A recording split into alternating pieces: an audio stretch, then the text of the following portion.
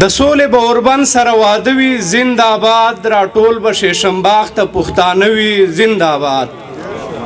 ډاکټر صاحب شعر دی چې دستوري کبیر ستوری دستوري د ملي وحدت ارمان به پوره کیږي راټول به یو مرکز ته لوی واړه وي زنده‌باد. امل بلغنی سره روان وي څنګ په څنګ کرزی او محمود خان به سره مله وي زنده‌باد. سرای صاحب شعر دی چې منګل به هرکلی د دوی کوي په یا قربان ټکر او باچاجي به میلمانه وي زنده‌باد. او ممتاز به وي خالی بوتل په لاس په ګډا سر بسمل به ولاړ څنګ ته په مانځه وي زنده‌باد. او د لر بر په ارمان خو ژوند کول سبحان الله د لر بر په ارمان خو ژوند کول سبحان الله د لر بر په ارمان خو که څوک مړه وي زنده‌باد.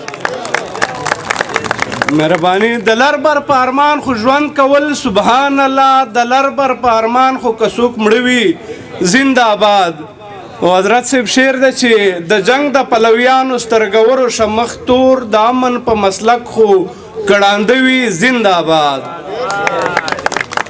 د جنگ د پلویانو سترګورو شمخ تور د امن په مسلک خو کړانده وي زنده‌باد. او د جنگ به جنازه وي د اټک په دروازه د جنگ به جنازه وي د اټک په دروازه ولس به پوی پراز د ژوندانه وي زنده‌باد.